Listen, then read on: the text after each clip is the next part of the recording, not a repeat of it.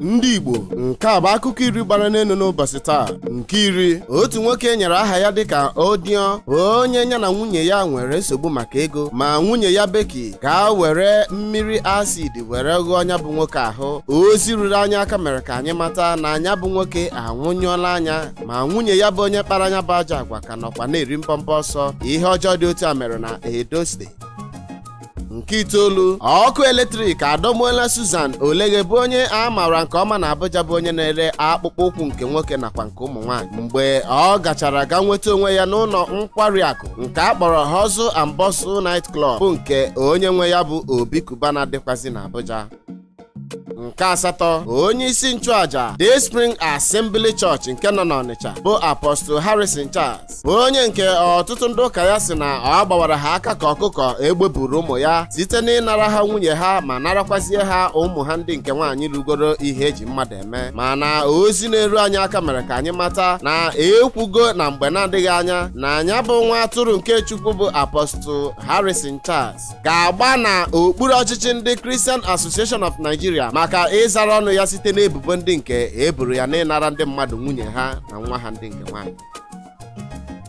Nke asaa, nne Chimaroke Nnamani chiburu Enugu Steeti anwụọla bụ Mrs. Elizabeth Nnamani ka ọ gbara 85 years, ma a ga-elikwazi ya na Fairfax County, Virginia nke dị na mba Amerịka dị ka o siri gwa ụmụ ya tupu ọ nwụọ. Anyị na-asị ka mkpụrụ obi ya zuru ike na ndokwa. Amen. Nke isii, ọtụtụ ndị ọrụ vigilanti amalitego agha megide mkpụrụ mmiri bụ nke ha mapụtara ubu ụtarị 500 maka onye ọbụla enwudoro bụ onye nke na-etinye aka n'ọgwụ ike ahụ akpọrọ mkpụrụ mmiri ma ị na-ere ere ma ọ bụ ndị nke na-azụrụ aṅụ aṅụ.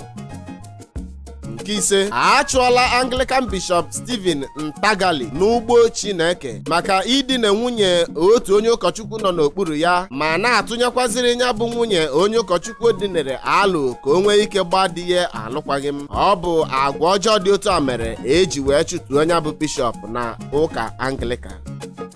Nke anọ, Atahiru Jiga bụbu onye isi Independent National Electoral Commission INEC n'aha ịchafụ ekwuola na mpaghara Northern Nigeria bụ ebe ụbịam gara kpaa akwụbiri. O gakwara n'ihu mee ka anyị mata na ihe kpatara o ji dị otu a bụ na ndị ọchịchị sitere na mpaghara Northern Nigeria enweghị ezigbo ihe dị ha n'ụbụrụ ha nwere ike iwepụtara ọhaneze ma ọ bụ nwee ezigbo alụ nke ha na-atụrụ ọhaneze. Ọ gara n'ihu mee ka anyị mata na ọbịa mere ụbịam ji ka nkụ na mpaghara Northern Nigeria.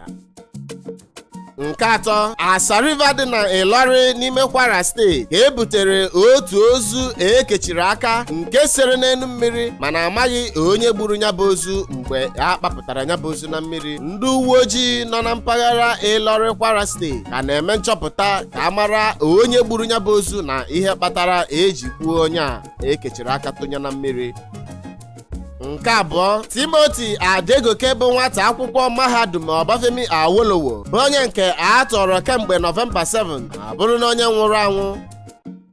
Nke mbụ n'akụkọ iri gbara n'elu n'ụbọchị taa, otu nwoke emeela ka anyị mata na nwunye ya esi na nkụta ụtaba baa ime ahịa. Onye mere ka anyị mata nke a bụ Silvanus Kwange bụ onye amị. Ọ gwara anyị na ọgọ ya nwoke atụwago nwunye ya nke abụọ ime mgbe ọ gara ịnọ ọmụgwọ. Ọ gara n'ihu mee ka anyị mata na nwunye ya nke mbụ nwụrụ anwụ, na ọ bụ ya kpatara o ji ga nụọ onye nke abụọ, na kamgbe ọ nụrụ onye nke abụọ ọ tụbeghị ime ma ọ bụ mụọrụ ya nwa, na o ruzie mgbe ọ gawara ịga n'ọmụgwọ ụmụaka nwunye ya nke mbụ mụtara ya, na ọ bụ mgbe ahụ ka ọgọ ya nwoke bụ Christopher jiri tụba nwunye ya nke abụọ ime. Igbo ndị ọma na-ege anyị ntị n'onu, ọkwa ebe a ka anyị ga-adọbiri n'akụkọ iri gbara n'elu n'ụbọchị nke taata.